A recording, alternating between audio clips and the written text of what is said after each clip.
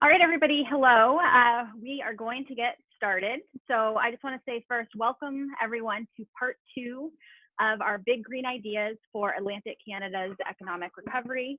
My name is Elisa Oberman, and I'm going to be your host and moderator for the webinar. For those of you that don't know me, I work at Marine Renewables Canada. We are a national association that focuses on tidal, offshore wind, river currents, and wave energy. And so although that's kind of our focus area, we felt it was really important to bring people together and have a discussion like the one we're having today and also last week, because there's lots of solutions and different ideas from different sectors. But before I get into that, I'm going to get into a little bit of just nuts and bolts logistics so that we flow through this webinar without any challenges. So first, for those of you that joined us last week, you probably already heard this, so I apologize for that, but just a good reminder. You'll be hearing from 5 panelists, and then we'll start what I hope is going to be a pretty good Q&A time. So throughout the session, you can put in questions through the Q&A icon that you see. What I would ask is that if you have a question to a particular panelist, please identify which panelist it is, just so that we make sure to direct the question to them first. And then that will make sure that, hopefully your question's answered. The other thing I will say is last week we had a lot of questions because there's a lot of people on the line, and we could not get to everybody's question. It's honestly nothing personal about your question or anything like that. It's just the ability to get to all of those as they come through. And maybe this time what we'll try to do is I'm going to be working with my colleague Amanda White, who's with me here, and she's going to kind of help me with going through those questions and hope to get to as many of them as possible. The other thing I'll mention is that the webinar is being recorded, and we will be sharing it to everyone as well as part 1 after this. You'll receive that in an email.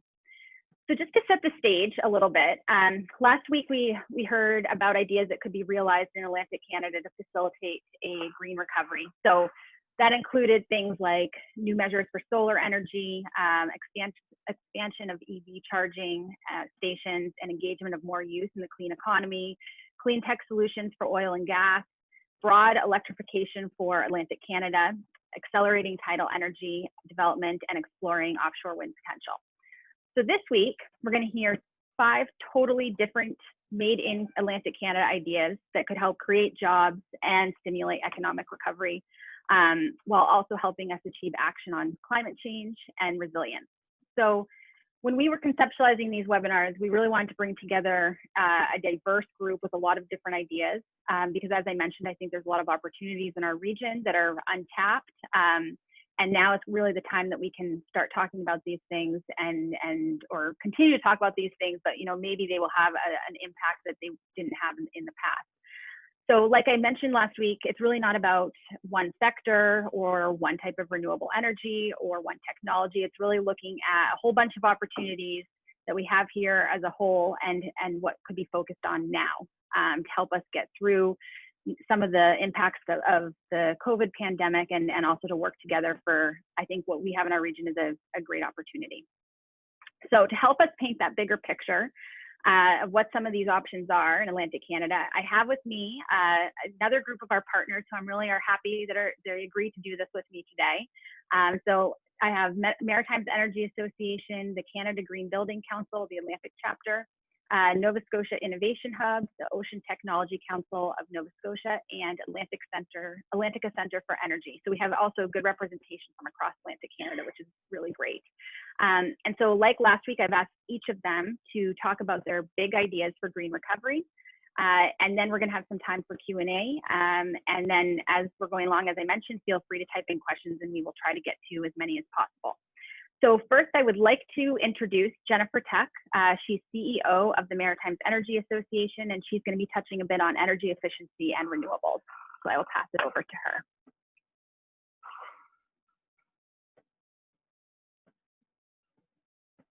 Thanks, Lisa. Appreciate that. As Lisa said, I'm Jennifer Tuck with the Maritimes Energy Association. We represent all aspects of the energy sector across Nova Scotia, New Brunswick, and PEI. I wanted to take a second just to thank Lisa for putting together this webinar series. It's such an amazing opportunity to share ideas across Atlantic Canada. I'm just going to pull up my slides here. Just give me a second. So hopefully everyone can see that. I'm going to talk about energy efficiency as well as renewable energy, more specific to wind. For those of you who were on the webinar last week, Lyle Goldberg from Cancia shared some good thoughts on solar. So I'm going to round that out with a little bit about wind as well. In terms of energy efficiency, I think Nova Scotia is very well placed to stimulate the economy using energy efficiency projects, as there's a robust framework already in place in Nova Scotia to do that, as well as these projects tend to have shorter lead times and can provide for near-term employment and investment. Additionally, if new programs were announced or new funding announced to create new programs, this would be represent more an increase in job prospects, as new programs would be labor intensive and above existing programs. The other great thing I think about energy efficiency is that it can be felt in all areas of the province. Projects can be deployed from one end to the other, and that would spread out the economic stimulus across the province, and could be done in other jurisdictions as well. It also supports long-term GHG goal reductions or reduction goals rather, and supports electrification by reducing energy usage in the built environment, which would free up capacity on the grid. Some specific initiatives that could fall under energy efficiency would be incentives for fuel switching in the commercial and industrial facilities, and as opposed to switching to electricity, it could be switching off of things like oil for heating and things like that. Also, the MUSH sector currently has many energy efficiency projects that they're ready to deploy. And a lot of them also have energy managers that work on site that are ready to deploy these projects, and funding would help push those over the last remaining hurdles and stimulate the economy. Also, there also could be incentives for solar projects in the commercial and industrial space. There's been good uptake in Nova Scotia on residential solar, but there's still more work to be done on commercial and industrial. And then to switch on to, change my slide, renewable energy. I'm sure some of you or many of you have seen some of this wording around economic benefits, but the usual array of benefits accrue from wind, including municipal tax revenues, income for landowners from their land lease payments. Some areas also do community benefit sharing agreements, community sponsorship. It drives also the purchase of local goods and services. And these provide significant employment opportunities during the construction phase, and then permanent jobs once the project is operational. Some specific initiatives that the provinces could deploy now to move forward under a green stimulus platform would be to move forward with the RFP to green the federal buildings in Nova Scotia. The MOU was signed by the province and the federal government in 2019, and the RFP is being developed, so that should be put out quite as quickly as possible. Also leverage the newly created Green Choice program to procure additional wind, and you could use it to procure additional solar projects as well. The more megawatts that are procured, the more efficient you will get economies of scale to drive lower prices. So something the government should, or various levels of government should consider. Also, upgrading electricity infrastructure would allow us to increase the capacity and integrate more wind onto the system. Another option too would be green hydrogen, where we invest in green hydrogen economy, which could use renewables to create hydrogen energy. I think that's something that's come up a lot in recent discussions that I've had, and I think that's something that we'll be hearing more of in the future. But it's a good opportunity to bring more renewable, or wind more specifically, megawatts onto the grid without having to worry about not having the demand to absorb that amount of energy. And the last one is grants and procurement opportunities for grid scale battery storage co-located with wind and solar, or both. This would increase our R&D in battery storage, as well as manufacturing investments in Nova Scotia. And all of this would support the decarbonization of the province, as well as providing firm renewable capacity. And that's it for me, Elisa. Great. Thanks so much, Jen. And also, I appreciate that you pointed out the green hydrogen opportunity, because that I think is a really hot topic right now, and it does not come up all the time out here. So I think it is, and if we ever did another one of these webinars, it'd probably be something we'd like to focus on too. Yeah, that'd be great. So next, I'm going to invite Laura Ryan, who is Regional Director with the Atlantic chapter of the Canada Green Building Council. Oh, Jen, sorry. Jen's screen is still sharing, and I think she needs to, oh, actually, I can do it. Oh, she did it. Okay, you're good. Go, Laura. Sorry.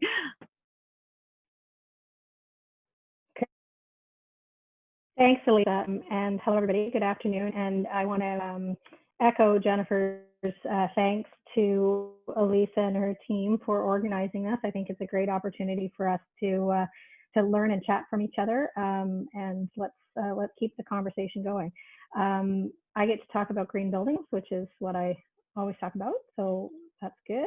I think that's good. So yeah, I want to talk a little bit about how we use green buildings to transition to a cleaner economy. Buildings account for 30% of our emissions reductions in Canada, so always a big user of energy and resources, and we've been advocating for a long time about moving to greener buildings. So I'm going to just talk some numbers a little bit with you, and before I do that, I'll tell you a little bit about the Green Building Council. We're a not-for-profit national organization with 1,300 company members across the country and from various sectors within the construction industry, from construction and trades to real estate to professional services. And we're also, we're sort of an industry association on one side, and then we're a service organization on the other, in that we have tools that support the green building industry. Some of the best known tools in our toolbox would be the LEED rating system. There's also a zero carbon rating system, the WELL building standard, and tools like that. So just to give you a sense of the size of the green building industry in Canada, it's already significant workforce size. Over 462,000 people in Canada work in green building jobs, and that is more than forestry, oil and gas, mining combined. So already significant. But the interesting part about this size of this workforce is that in Canada, this number still only represents 15% of the jobs in the construction sector. So only less than 15% of the jobs in the construction sector could be considered green jobs. In Atlantic Canada, that number falls to just a little over 11%.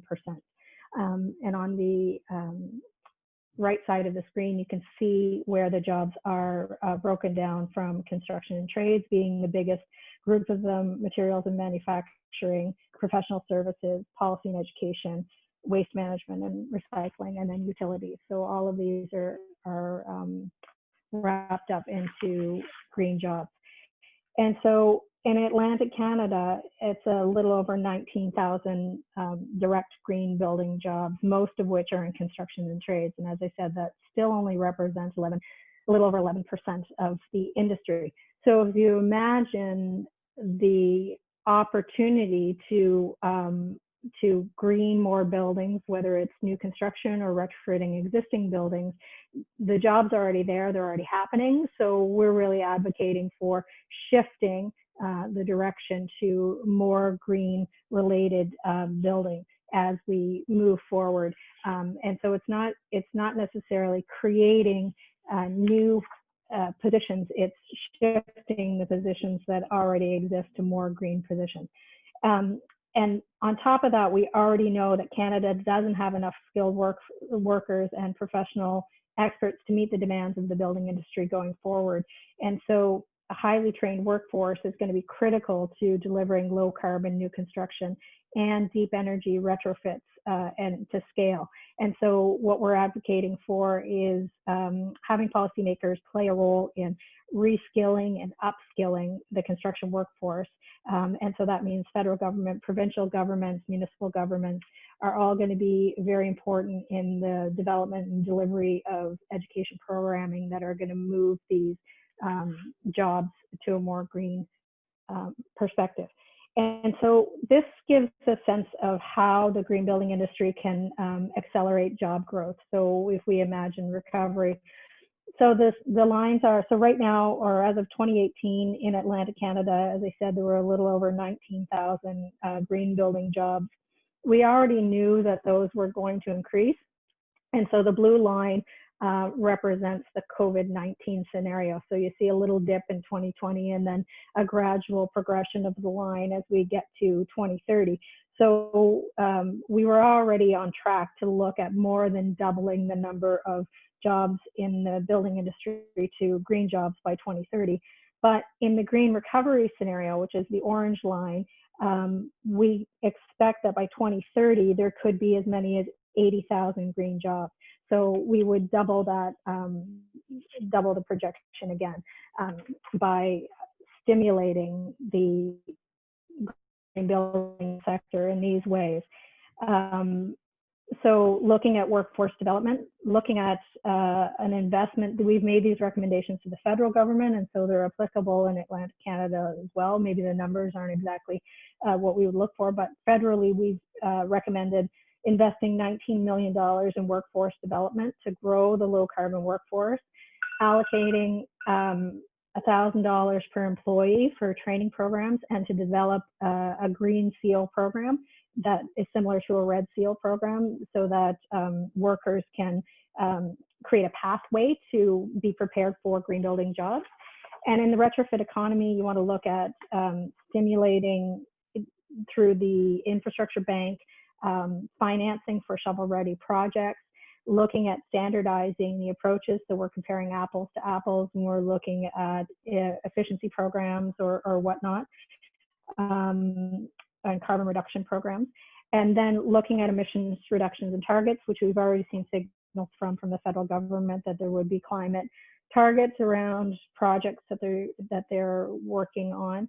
And then finally, moving to zero carbon buildings. So requiring all government-owned buildings to move towards zero carbon. And then again, leveraging that procurement to require low carbon skills in those buildings, and finding ways to create incentives to have financial investment in low carbon buildings. It's my contact information, and I'm happy to share. I know Elise is going to share the slides, but we also have a report entitled Ready, Set, Grow, How the Green Building Industry Can Reignite Canada's Economy on our website. So maybe we'll share that link after as well. Great, thanks so much, Laura. And I actually jotted down a few questions for you, but I'm going to hold it to the end so I don't take up anybody else's time. Just a few things that kind of piqued my interest. So thank you for that. And so next we're going to hear from Rod Badcock, who is Executive Director at Nova Scotia Innovation Hub, and he's going to be talking a bit more about bioresources.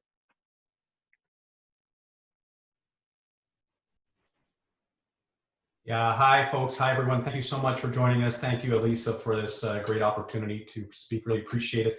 As Elisa said, I'm the Rod Badcock. I'm the Executive Director of the Nova Scotia Innovation Hub. And just like our mission says on my title slide, hopefully everybody can see that, we support the advance of Nova Scotia's low carbon biocircular economy. Anybody who knows me knows I'm all about bioeconomy. So my big green idea, or our big green idea, is production of renewable liquid fuels. And just a little bit of background on those. These are fuels that are derived from organic feedstocks, things like sawmill wood chips, bark, corn stover, and they're renewable, sustainable, and low carbon. The reason I think this is such an interesting opportunity is for, a long time, the development of, liquid fuels that are low carbon and green from organic feedstocks has been under development. We're starting to see conversion technologies that are becoming commercial. We did our own webinar last week and focused on a company called Ensign. We're located in Quebec and have a commercial process co-located with a sawmill there producing renewable liquid fuels. There are folks like Proton Power out of the US and a number of others that are at high technical readiness levels and getting ready to fully commercialize.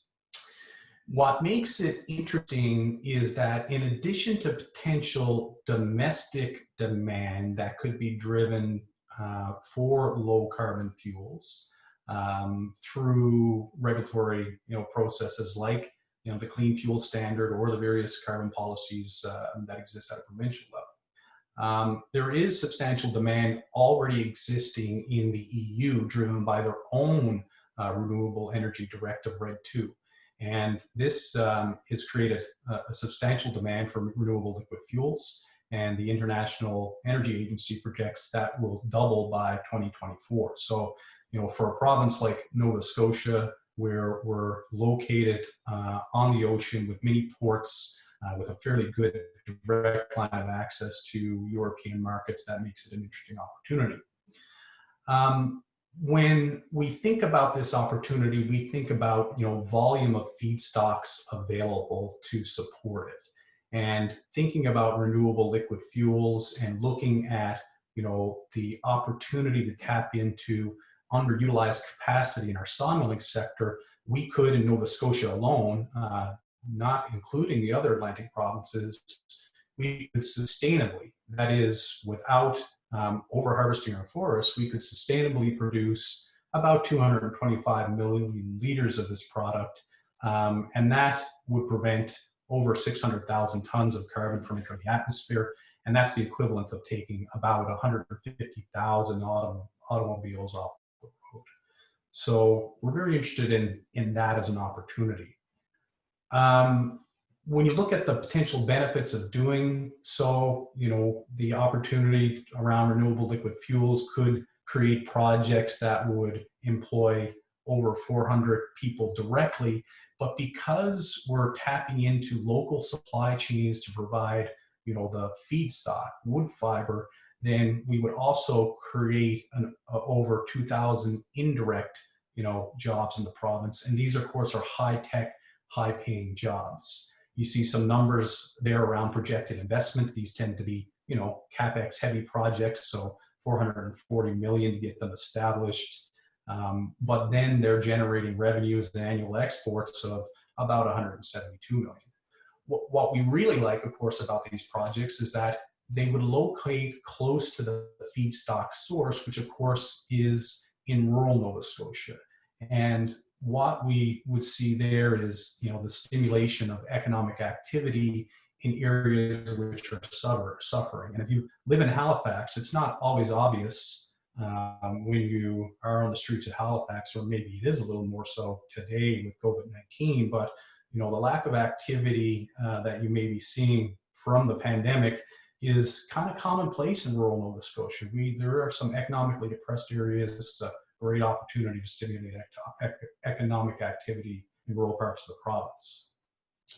The other thing I would say is that the province has spent a lot of time and invested energy in developing ecological forestry practices. And one of the opportunities associated with this project around renewable liquid fuels is it could take sawmill residuals, but it could also take lower grade wood fiber that is harvested from our forests as part of the activity of harvesting it for saw logs that would be used for lumber. And so that lower grade wood fiber is very supportive of ecological forestry practices. Removing it helps create stronger crop trees that remain and healthier forests. So the renewable liquid fuel opportunity is also supportive of very good ecological forestry practices.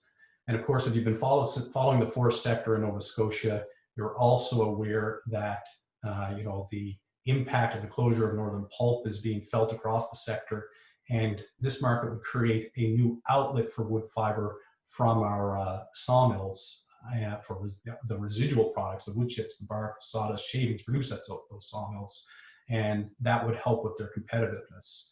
And I noted in Lara's presentation earlier about the green buildings. I think about this and say, a stronger sawmilling sector in Atlantic Canada is also supportive of green buildings, because lumber is very carbon sequestering. And so more lumber would be good for that initiative as well. In terms of what do I think we need to do? Well, Not much is the answer. Most of the pieces that need to be in place are in place for this type of project in the province.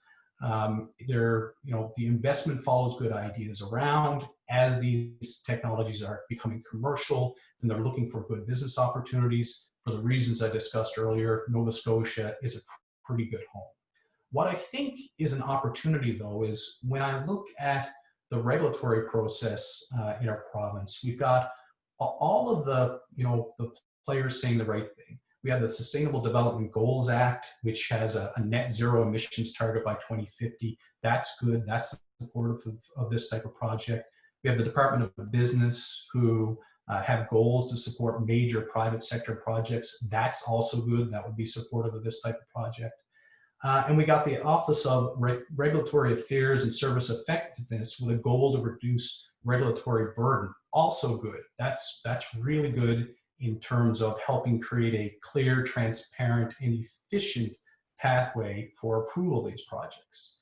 The opportunity that I see is that through the environmental assessment and industrial approval regulations in the province, where most of these projects would have to go through, there are all kinds of activities designated that cover a bunch of different sectors. For example, if you want to build a smelter or a tire plant or a power plant, all those activities are addressed through those regulations. What they don't have, and maybe is the opportunity, is anything that addresses clean tech, low carbon projects. And I think renewable liquid fuels falls into that. And there was a specific category for that recognized the potential, benefit and opportunity around mitigating climate change from these type projects. Then I think that section of the process should also try and expedite those projects. And we don't have that currently, but I think it would be really valuable to have something like that. So with that, Elisa, I'll pause and turn it back to you. Thank you. Great. Thank you so much, Rod. So next we have Gordon Gale, who is Executive Director with Ocean Technology Council of Nova Scotia. And as you can see, we have a lot of different topics here today, so I think it will lead to some good discussion when we get to that part. So I'll hand it over to you, Gordon. Thanks, Elisa, and thank you for doing this. Yes, so my name is Gale, Ocean Technology Council of Nova Scotia, the industry association here for ocean tech companies. I would like to say, I don't have any sort of ideas for sort of a specific big projects to do here, but what I would like to say is we do have the capability here to do a lot of, to do a number of marine related projects. I'll try and click this here. Oh, no, I apologize. I won't click that there because it didn't work. But our companies have got significant capabilities, particularly in acoustics and sensors, marine architecture, autonomous vehicles, etc., which could be applicable to significant big marine projects here, like potentially offshore wind, offshore floating wind, which is significant to both the blue economy and to the green economy. As regards some specific big projects, we do have, quite fortunately here in Atlantic Canada, the Ocean Supercluster, which, as some of you may know, I just did a call out about 2 weeks ago for proposals for projects here locally, some of which will be green, I'm sure. However, I'm not privy to the actual submissions that went in. They actually closed on Friday there at 2 o'clock. So we will look forward to see what comes out with that. So there could be something significant could potentially come out of that as well too. The other source that we have here locally is COVE, the Centre for Ocean Ventures and Entrepreneurships, which is a good hub for potentially large marine related projects.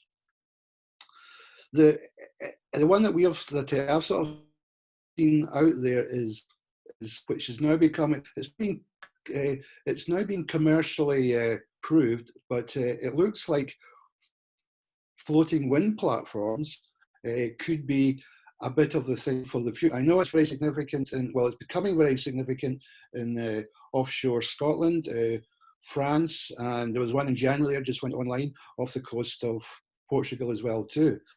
But the big significant one in the future could be off the coast of California in the United States, because they've got the steep continental shelf that is immediately off their coast. So they're an ideal place to do this far offshore floating wind platforms. So that was very quickly, Lisa, just what I wanted to say, just to let people know we do have capabilities here which can be applied to a number of marine and green projects. Excellent. Okay. Thanks so much, Gordon. And yeah, we can dig into what some of those are too, maybe during the Q&A. So from Ocean Tech, we are going to move to nuclear energy.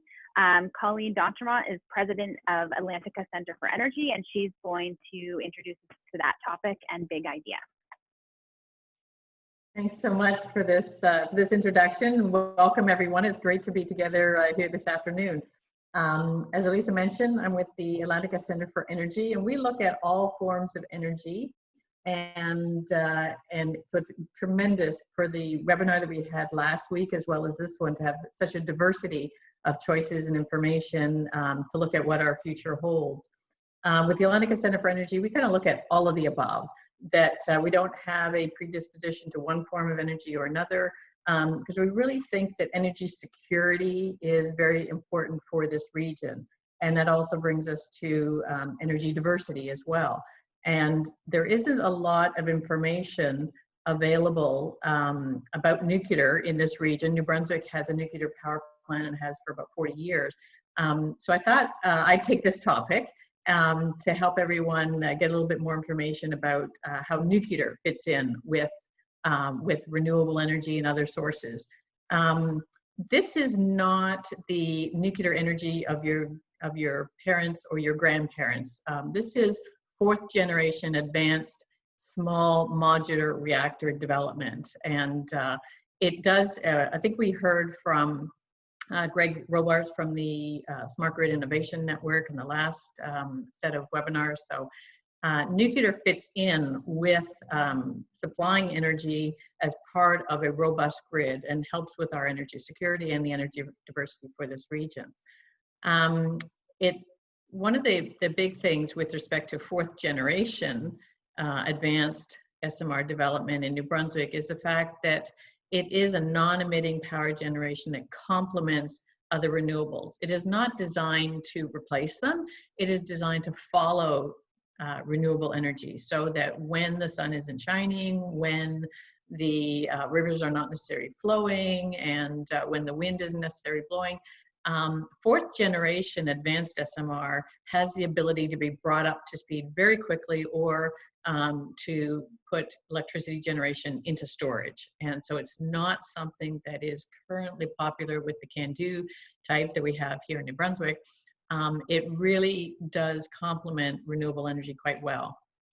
The other benefit that is not available with traditional nuclear energy is the fact that you can supply a lot of the parts and the equipment and the training and the academic research locally in Atlantic Canada. And that necessarily hasn't happened before, that most of the nuclear energy sector in Canada is based in Ontario. And in this case, with advanced SMR development, it gives an opportunity for traditional contractors, construction companies, designers, engineers, environmental impact assessments and things like that, all to be done locally with companies that have not traditionally worked in the nuclear sector. One of the reasons that New Brunswick is at the forefront of this is because there's a lot of things that are aligning right now together. And the first would be political support. We've had a transition of government from a liberal government to a conservative government, and right now it's more or less a coalition government during this time. But there's great support politically for the development of fourth generation in New Brunswick, and it has withstood the political change. The second is the utility support. NB Power has been extremely successful with the generation of electricity from the Point Lepreau nuclear power plant, and it would like to continue with that development and the opportunity for nuclear energy, which is a non-emitting source. And so it is very supportive of the next stage of nuclear development for not just New Brunswick, but the rest of Canada and potentially for the rest of the world as well. Gaetan Thomas, who was the CEO, is very supportive, and the new CEO, Keith Cronkite, is also supportive. So again, a little bit of the unknown has been displaced because we've had a transition of senior management, and the support still continues. With the academic research as well, the University of New Brunswick has the Center for Nuclear Research, and it has been actually reinvigorated, and it has a potential for more graduates that are studying nuclear research to actually have careers and continue their academic research in the nuclear sector. There's a new chair of academic research for nuclear energy at UNB. And so there's a good source of empirical evidence going forward for that. The community support is also important, and that has continued to be extremely supportive. We did at the Atlantica Center for Energy some independent third-party polling in the fall, and found that across New Brunswick, the closer you were actually located to a nuclear power plant, the more supportive you were. The stakeholder engagement and the community liaison work that has been done has shown that the more information that's available about nuclear energy, actually the more supportive community is. And the big one, of course, is the supply chain and economic development potential. So the University of Moncton right now is just completing the economic benefit study for that. And the two proponents that are already located in New Brunswick, one is Moltex Energy and the other is ARC Nuclear Canada. They've already established offices here. They have people working on this. Matter of fact, Moltex has brought people in from around the world that are located here doing this advanced technology development. So they have also done their economic benefits as well. So it's a whole new sector that doesn't exist currently in New Brunswick, or can help to support what's going on in Nova Scotia, PEI, and of course Newfoundland and Labrador as well. And as I mentioned, there's two proponents here. They have contributed millions of dollars already to developing this technology here in Atlantic Canada, and that's a great benefit as well. And the last 2 points is the federal government is supportive. Natural Resources Canada, or as we call them, NRCan, has developed the SMR roadmap for Canada, which includes New Brunswick as well as Ontario and Saskatchewan, and looking at doing research on it, commercialization and technology development. And New Brunswick plays a role in that as well. And since the federal government is supportive of this, we're hoping that part of their interest will expand here in Atlantic Canada. And the last is during this time right now, it's actually COVID ready. I was attending a webinar last week by the Atlantic Provinces Economic Council, and one of the points that they made was that in many sectors of the economy, things are dead stopped right now. Matter of fact, in Newfoundland and Labrador, 80%, 85% actually, of the oil and gas sector has stopped working.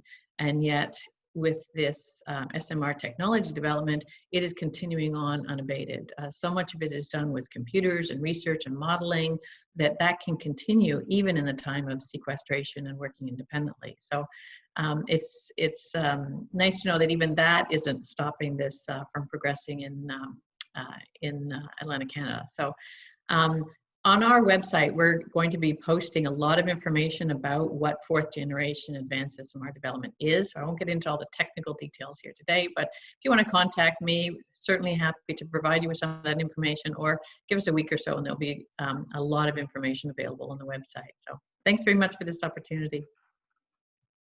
Great, thanks so much, Colleen. And I think so now we have time. We have about 20 minutes, which is great for some Q&A and some discussion. So if all of the panelists could come back onto video, that would be awesome.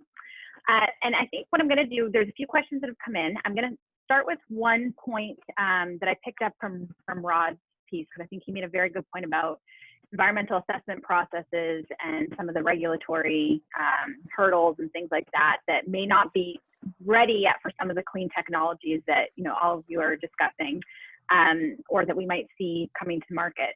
And so I guess the question I have is for each of you. One is, are you seeing some of the similar things where if there were amendments to regulation, particularly around environmental assessment, would that be helpful? Would that help accelerate development? And if that's not a constraint right now, what is? What's something that could be addressed? Obviously, funding and finance is always an issue, but there's some other things as well that you can mention. And so maybe Colleen, I'll start with you, because I know nuclear probably has it. I don't know much about nuclear at all, but it probably has its own set of regulations and things that can create challenges. So I'll start with you. It sure does. The Canadian Nuclear Safety Commission is very well established and sort of a model for the rest of the world, actually. The good news with respect to this technology development for the next generation, this is not a CANDU reactor. CANDU reactor is a large power plant. The small modular reactor is about the size of a gymnasium, so it's quite small. It does not have a huge footprint, and yet it can still generate about 300 megawatts. So if you think about, wind farm and whatnot, it is not as land intensive, which is a little bit of a benefit there. The good news about this is that the Point Lepreau nuclear power plant already has that footprint available for the technology development on the site. So with respect to the EIA process, it's for any other energy project going forward. That is one of the benefits that New Brunswick is bringing to the table, is the fact that there's an existing site that is already established as a generator of nuclear energy, and it is a great footprint for these new proponents to come in and develop nuclear energy on that site. Still on mute here. Sorry about that. I forgot that I was on mute. So I think I'll move over to Jennifer, because I think we talk about renewables, we know that there's, even with renewables that are more mature, there's sometimes challenges with regulatory processes or other constraints. So I thought maybe I would pass that question on to you as well. Sure, yeah, I mean, from an environmental permitting point of view, there's already a regime in place in Nova Scotia, which I understand works fairly well. But I think, as Lyle mentioned in the webinar last week, one of the bigger sticking points from a regulatory perspective is the net metering cap at 100 kilowatts. If that could be raised or eliminated entirely, that would be helpful to getting particularly solar, but even some smaller wind projects online as well. Yes, the caps on renewables definitely create constraints. And I think right now too, with people being concerned about costs of electricity and things like that, it makes it probably even more challenging at this moment in time. Maybe I'll pass it on to Laura, either a regulatory challenge or any constraints that you might want to touch on. Yeah, thanks, Elisa. Just a couple of things. So up until now, we've really relied on a voluntary system for acceleration of green building standards. So all of the rating systems are voluntary, and there's been a lot of progress. There's a lot of champions. There's a lot of leaders in the market who've been pulling us forward. And governments have played a big role in terms of their own buildings. So federal governments, provincial governments, municipalities, they're all huge owners of building stock. So that's been moving the market. But there haven't been requirements to private developers to move to green buildings. And oftentimes, if people are developing buildings to sell them, they don't want to pay any extra on capital costs, even if it's only 2%, which is often what it is now for energy efficiency programs or green buildings. So there's a couple of things. We're looking at those regulators to signal a move in the market and create some requirements. And so one of the things, the biggest thing that we see is a move in building codes. So we know that by 2030, there's going to be a net zero energy code in Canada. And so that's really going to move us from this voluntary system to a more mandatory system, which is great. And we're excited about that. It's, you know, it's 10 years away. But the bigger challenge that happens in that is the skills gap that's going to be created by adhering to a national energy code for buildings. So we have to be prepared. We have to take the time that we have now to prepare ourselves for meeting that requirement by 2030. And also we'd like to see provincial governments and municipalities use those signals in the market to accelerate the adoption of green building programs and efficiency programs. And they do have levers around development permits and things like that they could be using a little more. And maybe, I hope this is just a quick follow-up question. In terms of skills gap, for Atlantic Canada, what does that look like for green buildings? Is it significant, or do we have a lot of those skills here? We have a lot of the skills, but they're in every way, like from trades to professional skills, they all need to be adapted to meet green building practices. So we're actually working on a skills gap report right now for Nova Scotia, and we have a larger skills gap work that's happening nationally too, which will give us a bit of a picture of Atlantic Canada. So by fall, we'll have a better sense of what the skills gaps are and what the education requirements are going to be to meet those skills gaps too. So we're just going through the process now of actually figuring that out. So if we assume that, for example, Nova Scotia is going to adopt by 2032, you know, what do we have to do to get ready for that? Right. Okay. Thanks. And now I think I'll just pass it over to Gordon, just on, you know, some challenges. One thing I just thought of in terms of your membership is I know a lot of them do quite a bit of international business, and I was just curious whether that's obviously a challenge right now. I'm having technical difficulties at the moment, just so if I lose anybody, I'll just let you know. I'm just seeing a little sign saying that our connection is unstable, but we will try to jump back on if I lose you.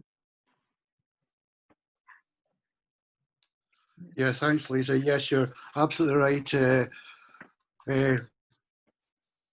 80% of our company's revenue typically comes from exports overseas or international business partnerships, joint venture, and show our face there. Because we are a very small community, Nova Scotia. I'm on it now. So we are small to sort of enhance our GDP, etc. We particularly in the Ocean Tech Group, we have to be out in the global marketplace, which may not reflect a number of other people here. Right.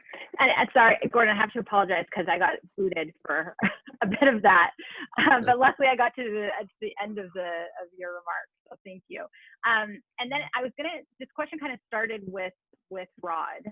But there's a particular question that came in. So I thought I would just ask that to you, Rod, right now. So this came from the audience, and the question is, do biofuels bring any benefit to end consumers other than reduced GHG emissions? So what are some of the other benefits, given that there is obviously some challenges with biofuels, such as local emissions, potential health implications, inefficiencies with conversion for electricity, sound, smell, etc. So I guess the question is really, you know, what do you see as some of the other benefits to liquid renewable fuels? That's a great question, Elisa, and I guess, you know, that sounds to me like a question that's coming from the very valid perspective of why don't we just, you know, electrify everything, which I think could make a lot of sense. However, I would say that, you know, any reasonable projection of how to, you know, globally decarbonize and get to net zero by the time we get to net zero, you know, recognizes that the electrification of, you know, heavy equipment especially is going to be challenging. And so what renewable liquid fuels do is, create that opportunity to produce a low carbon equivalent to, petroleum derived fuels that, allow us to complete the decarbonization story. When I think about end users, there are a few other additional benefits. One of them is that, when we look at renewable diesel, which could be, consumed by construction equipment or by existing, diesel passenger vehicles that aren't likely to disappear from the fleet anytime soon, that renewable diesel actually has a higher cetane value, which means it goes through more complete combustion. So aside from being low carbon, its actual tailpipe emissions are lower as well. So that's a little bit of the answer to the end user question. I would like to point out as well that when we think about opportunities in Nova Scotia in particular, all of our liquid fuels are important. We don't make any of those fuels today, and so the opportunity to produce some of those types of fuels that are low carbon sustainable equivalents creates a remarkable supply chain opportunity. Having a local supply chain employing forestry workers, loggers, trucking contractors, tree planters, those types of people create opportunities in our own province, which I think is really important, especially in light of what we've seen in COVID-19 and the complexity that global supply chains have created and the issues they've created. Thanks, Rod. Yeah, I think that's a good point about just the local supply chain piece as well. Because when we think back to the basis of the webinar, we are talking about economic recovery and things that can get people to work and start building our economy back in a sustainable way. So I appreciate that. Thanks. The next thing a question that I had, and Laura, you may remember that I said I had a few questions that piqued my interest when you're chatting. So just, I don't know, I hope this doesn't put you on the spot, but my question is, we're hearing a lot about working from home, or we are all working from home. And we're hearing that more companies are saying, that's going to be more of a choice or really more of the protocol moving forward. And this might just be your opinion, I guess. I'm just wondering if you see that impacting even the move with more, green building construction, because people won't be requiring the same kind of office space potentially.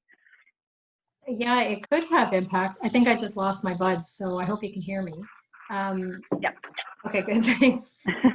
Darn technology. Yeah, it could have impacts for sure. I think we're all going to have to figure out what new office space looks like with distancing and whatnot. But green buildings are actually well positioned to support that, because health and wellness of building occupants has been a tenet of green building design and operation for years, and space that's healthy for people to work in is fairly adaptable as well. So, but I mean, the larger question of will we need as much space, I think is going to be a valid question. And do we need to be commuting downtowns, or can we have more building design and neighborhood design that's more focused around an area where you live and work? So that model that gets us out of our cars and keeps us in our neighborhoods, and how we design those spaces for people, I think are going to be importantly impacted, not just by this, but I think that's the direction that we've been going in a while too. How do we design our cities? How do we design our neighborhoods?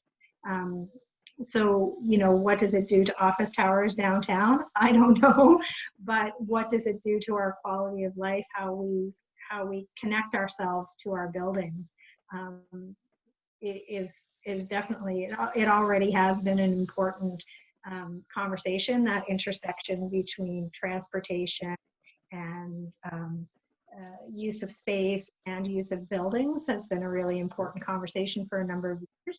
I think this is just going to accelerate it for sure. A lot of people are going to say, hey, I have 2.5 hours in my day that I didn't have before because I don't have to get into a car and commute. and so there'll be some changes around that, but certainly what the inside of the space looks like is going to be very much focused on people's health and safety.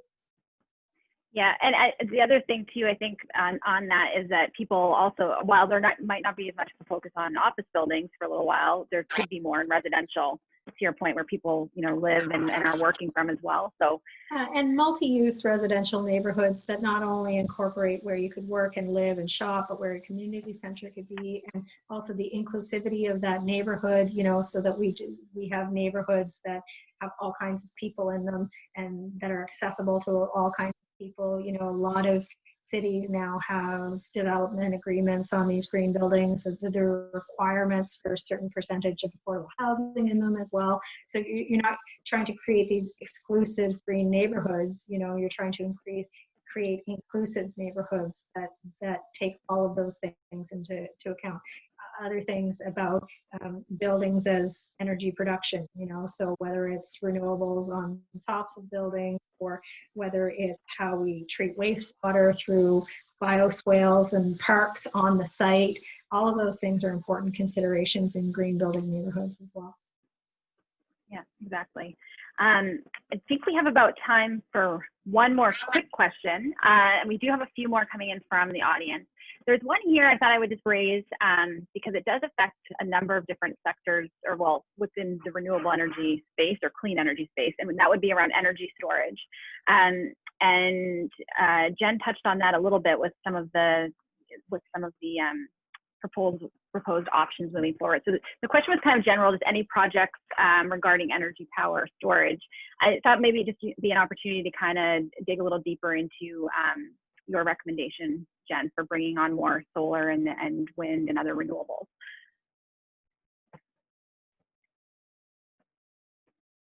Nope. Did we lose Jen? Sorry, no, you didn't lose me. Okay. I'm just technologically challenged. Yeah, I think that, I mean, renewable, that's always the rubric, right? When you have a lot on the system, how do you store that power for when you need it? And so I think grid scale battery projects could be a good option to show what's available and how we can use that technology to firm up our existing renewables, but also to potentially bring more online.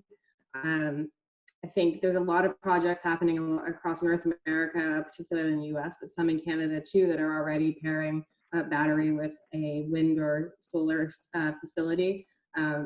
It's really big in the US, and I think that, you know, it's a good opportunity to get that type of investment and that type of research happening in Nova Scotia. So that's been something we've promoted to the federal government as well as the provincial government, because the funding could come from either level. Yeah, I would agree. I think that would help across the entire renewable electricity sector, but also when we're looking at smart grids and things like that as well. Unfortunately, we are at time, and I think that all of us could probably talk about these topics a lot more. I actually had more questions for Colleen, but I will hold off, and maybe we'll have another webinar at some point. So first, I just want to thank all of you, for all the panelists, for joining us today. Really appreciate your comments and insight on some of these topics. And I also hope for the audience that this has provided, you know, just some things that have kind of piqued your interest, some thought-provoking ideas, and just a little bit of discussion. And as we move forward over the next few months, I think we know that there's still going to be a lot of uncertainty, but it's also a time where I think we're lucky in Atlantic Canada that a lot of us know each other pretty well, or we're connected, and so it's an opportunity to also come together and make some exciting things happen, I hope. So the two webinars that we've had, I just want to mention too, is we know this is just really scratched the surface. They're not intended to be all encompassing of every single thing that we could possibly do in Atlantic Canada. But the intention is really just to help spark some innovative ideas, and maybe also bring together some of the associations for some future dialogue as well. So to that point, I would just say that, you know, we're certainly interested in continuing this kind of conversation. Anybody that's on the webinar right now, if you would be interested in seeing, you know, maybe a part 3 or other things like this, just please feel free to email us or any of the panelists here as well, and get in touch with them. Because what we really would like to do is see if there's a way to collaborate and work together in the future. So I just want to say one last time, thanks everybody. It's great to see so many of you joining us today. And I really appreciate everybody's time and the time you took to participate. So thanks everybody. Have a good day. Thank you. Bye-bye.